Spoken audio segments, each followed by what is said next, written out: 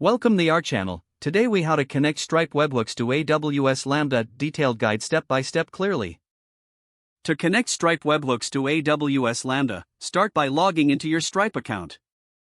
Navigate to the Developers section in the Stripe dashboard. Click on Webhooks. Select Add Endpoint to create a new webhook endpoint.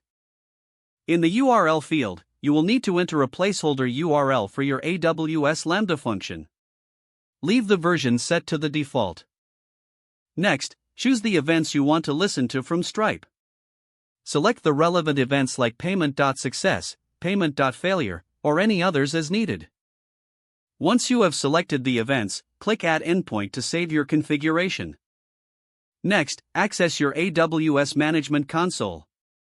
In the console, navigate to Lambda and click on Create Function.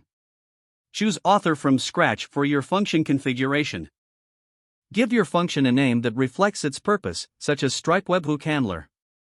Click on Create Function to proceed. Now, scroll down to the function code section. You'll need to write the logic that handles the incoming Stripe webhook requests. Use the AWS SDK to parse the incoming JSON payload. Validate the event by fetching it through the Stripe API. Make sure to handle different events appropriately in your code. Once your code is ready, configure the environment variables if required. Set up your Lambda functions trigger by selecting API Gateway.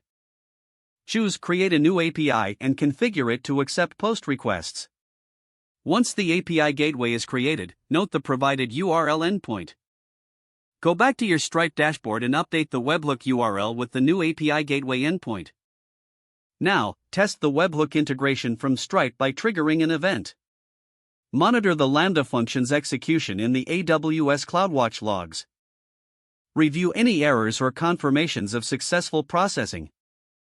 Adjust your Lambda code as needed based on the logs. Once everything is working smoothly, secure your API gateway with authentication if necessary.